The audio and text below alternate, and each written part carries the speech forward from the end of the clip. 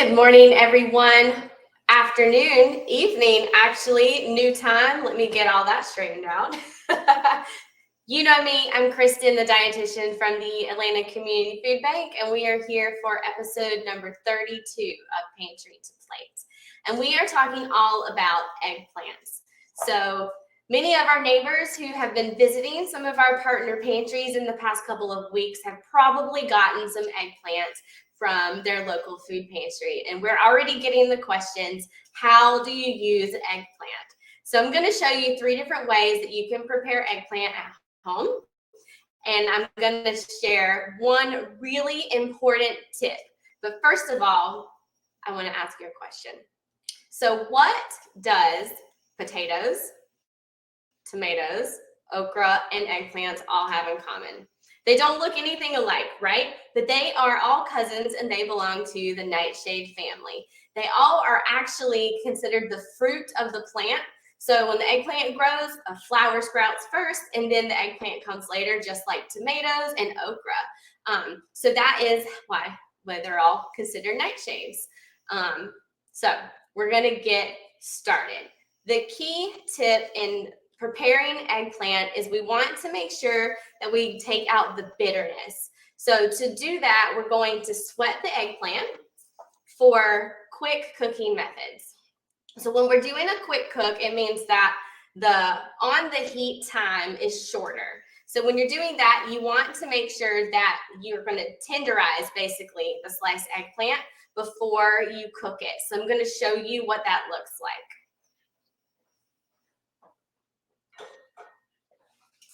So our first recipe is going to incorporate the sweating of the eggplant. So we're going to make an eggplant Parmesan stack instead of a casserole. And the first step to do that is cut your eggplant into rounds, about 1 inch, maybe a little bit thicker than that. And to sweat the eggplant, all you're going to do is sprinkle some salt on top. You're going to flip it over and sprinkle the other side, and you're going to let it hang out for about 30 minutes. So what that does is you're going to see your eggplant wet. It's going to be watery, and it's going to be softer and more pliable. That's exactly what you want. When the water comes out, it brings out some of the bitter flavor, and it also helps it to cook more quickly. I bet if you are not a fan of eggplant, you've tasted it, and it had a spongy texture. So that also goes away when you sweat the eggplant. So quick cooking methods, you're going to sweat the eggplant first. So here we are with our eggplant that has already been sweat. Yes. And the next step is going to be to bread it, and then we're going to put it in the oven. So a really cool tip here is to preheat your baking sheet with your oven. So your baking sheet is already hot before you put it in. So it's like giving it a crispy, quicker bottom while it cooks because your pan is already hot. So let me go grab my pan out of the oven, and we're going to bread these and get them in the oven.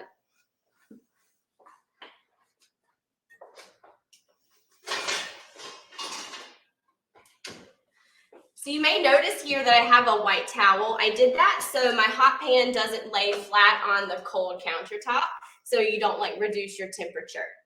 Before you bread your eggplant that has been sweat, you're going to dab off the extra water. And you might be thinking, aren't you adding a lot of salt when you salt it ahead of time? You are adding some salt. So now you don't need to add any more salt to the cooking process for the eggplant. Okay, so slices are nice and dry. So we're going to take our slice and we're going to put it in the egg. We're going to flip. And then we're going to put it in the breadcrumbs. So I have plain breadcrumbs here that I seasoned with garlic powder and Italian seasoning. Breadcrumbs, even if they're plain, they're already going to be salted because bread requires salt in the cooking process. So you don't need to add any extra salt to your breadcrumbs. Before I put that on my baking sheet, though, I need to spray a layer of oil. So it gets crispy on the bottom. There we go. there is one. This other one here. So once you get this in the oven, you're going to bake it for about 15 minutes, and then you will flip it and then give the top half of the eggplant another spray so it gets nice and crispy. We're doing this so we don't have to fry it. We're kind of like air frying it, if you will, without the fan mechanism inside the oven. Last but not least, here's our final slice of eggplant. And it's going to go in the oven for about 15 minutes. All right, here we go. Remember, your tray's hot.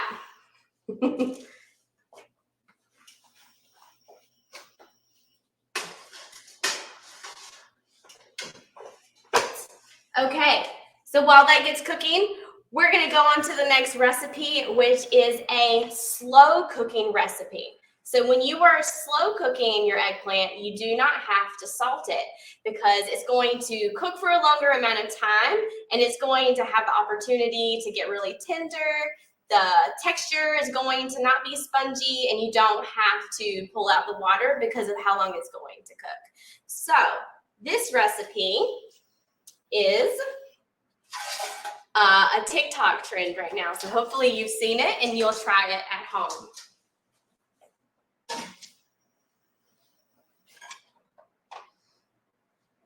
Okay, here we go. So we're going to make a roasted teriyaki eggplant dish, and it has minimal prep in the beginning, and it takes about 30 minutes in the oven to tenderize the eggplant. So we're starting with our eggplant. Top has already been chopped off, and we cut it in half long ways. So you can see here that there's some weird brown spots, like on these corners and on the top. There's nothing wrong with this eggplant. I just wanted to show you that. It's a nice, firm eggplant, which is what you're looking for a good texture, and that is ripe enough. So those brown spots are fine. I wanted to point that out to you because you could open up an eggplant and see that, and it's not bad. So first thing we're going to do with this eggplant is we're going to score it, which is basically going to make a grid pattern across the eggplant.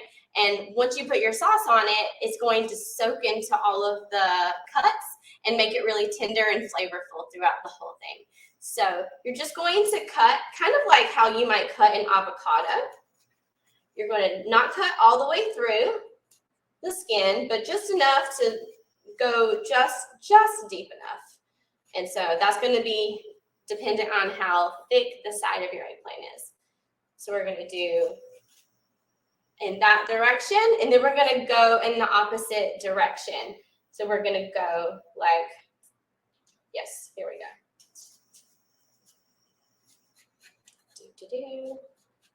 You can make them, your cuts, like far apart or close together. That's up to you. There, let me put a little one right here. So you can see the cuts. There we go. You see how it's separating and you got all of those cracks for your juice to go into? Perfect. So I'm going to place my eggplant in a casserole dish. You can use a baking pan, but your sauce will fall off of the eggplant a little bit, so you can catch it in here and maybe use it at the end if it survives the full cooking process. So I'm going to show you the sauce really quickly. This is teriyaki. You know, we like a teriyaki sauce here in the Learning Kitchen. So we've got equal parts soy sauce and rice vinegar. So I'm using low sodium soy sauce and rice vinegar. So here for the full recipe, you've got 1/4 cup of low sodium soy sauce and 1/4 cup of rice vinegar. Here we go. There is 2 tablespoons of brown sugar that's going to add the sweet and also caramelize your eggplant in the oven. And we're going to add some grated ginger. This is fresh ginger, and chopped garlic. So you can also use garlic powder and ground ginger here. So it takes even less time to prep. All you have to do is slice your eggplant in half and put your sauce together. All right, so here's my sauce. I'm just going to, initially I'm going to take a little spoon and try to pour it directly into the little cracks. Your garlic and your ginger are going to stay on top. So in this case, the ground options could be good if you cook this for a longer time, and at 400 degrees, they can get a little crispy, which is good. Okay, here we go. So we're gonna just fill in all the cracks there. And then we're gonna bake this I checked it at 20 minutes to, I poked it. That is the technical term for checking to see if the eggplant is done. It's going to give back a little bit, but not so much that you can feel when it's tough and when it's done. So we did about 30 minutes total on our eggplant. So this is going to go in our oven now.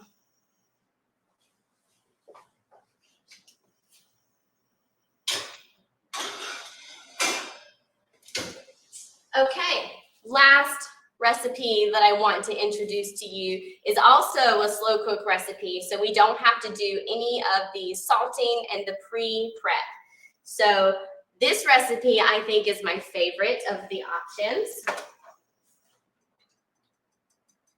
There we go.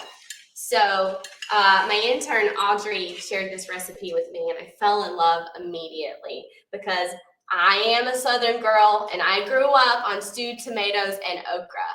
So today we're going to make stewed tomatoes and eggplant. It is surprising how much the texture turns out very, very, very similar to tomatoes and okra. Actually, it's not funny because okra and eggplant are related. So there you go. So this is going to be a one-pot dish. So you prep your ingredients and you cook them all at the same time in your pot. So here's my pot. I've got a little bit of olive oil in the bottom here, just enough to put a little layer on the bottom. This is your only fat source in this dish. It is a vegan dish.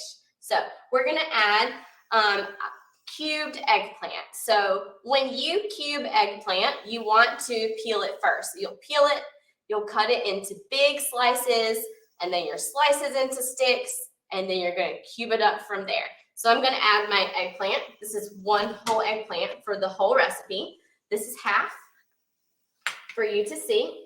I've got canned diced tomatoes. So if you make the full recipe, you will use the larger can, the 28 ounces, or 2 of the smaller, normal 15-ounce cans. So I chose a small dice because the texture is really great in the end. But any canned tomato product will work here.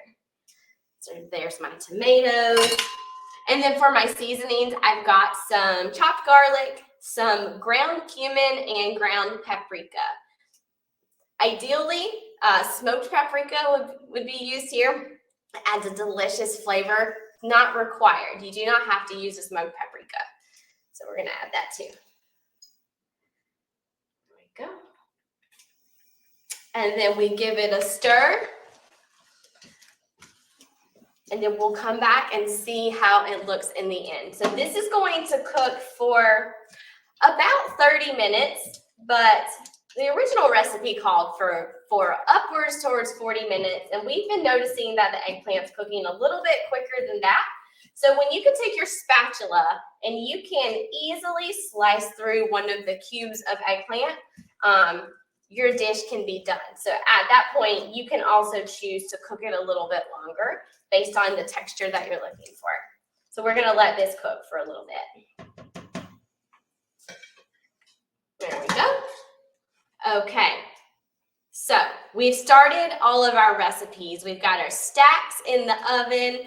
We've got our teriyaki going, and as well as our stew. So we're going to go back to the beginning and show you all the final dishes. Go. Okay, first, let me go grab my crispy slices from the oven.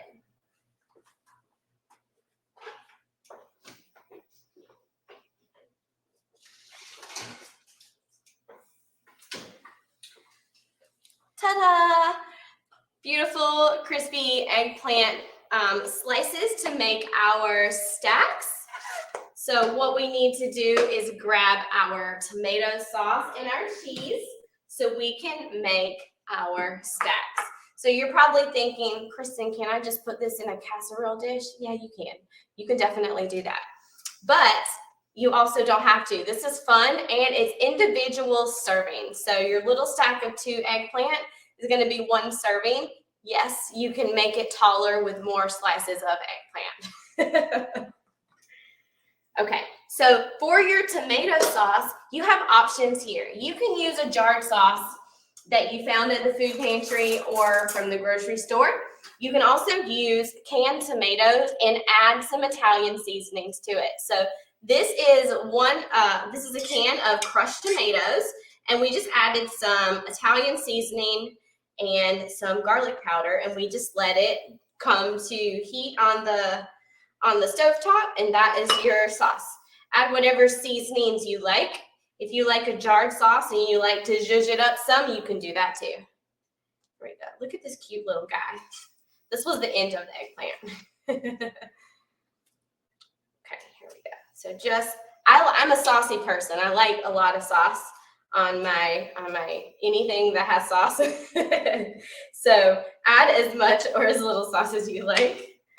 And then we're going to sprinkle a little bit of cheese. There we go. And then we're going to stack them up.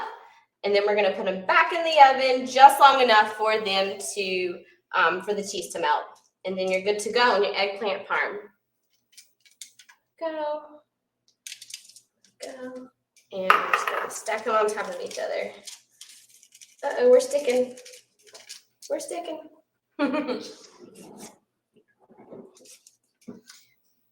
And this, I like to use 2 spatulas. There you go. Stack. Let's put this one on top.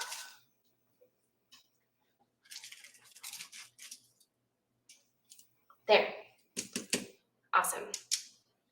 So we'll put these back in the oven just long enough for them to melt, and you're good to go.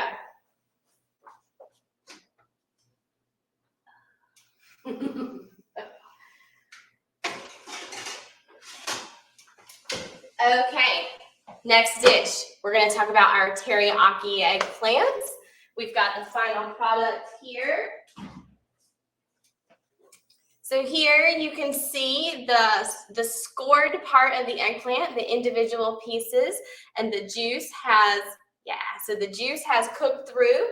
At this point, it's nice and tender to the touch. You can feel that it's nice and tender. You can also take a little knife and cut through the side of the skin, and if it goes in really easy, then your eggplant is done.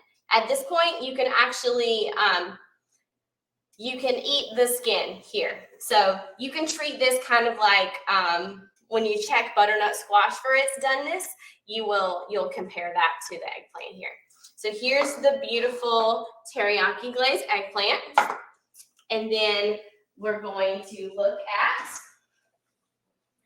the stewed eggplant and tomatoes dish. Here we go. Okay, so we started this a bit earlier so we could let it cook down, but this looks exactly like tomatoes and okra. Ask my intern how many times I have said that because it makes me so excited. Okay, so the last step here, I'm going to mix in some fresh herbs. I've got some chopped parsley and some chopped cilantro. You can not do this if you do not have the fresh herbs. You could add some dried parsley. Cilantro does come dried, so if you have that available, you can use that as well. You can also use any seasonings that you like in this dish. So if you have your tomatoes and okra recipe, use that and just substitute the eggplant in for the okra, and you will have a beautiful, beautiful side dish. So you can make this a meal by adding some beans to the mix. That'll be a vegan meal, or you can add this as a side dish to any of your favorite meats. I ate this over some rice, as you do when you have tomatoes and okra stewed together. And it was beautiful and delicious. So I hope you will try these eggplant dishes. If you remember, if you're cooking it slow, you don't have to sweat it. If you're cooking it quick, sweat it out before you start your cooking process. Okay, my friends, you're going to find all of our nutrition and wellness recipes and resources at the link on the screen here. And then if you don't mind, please check the chat box for our review link. We would love to hear your feedback on our videos, and we'll see you next time.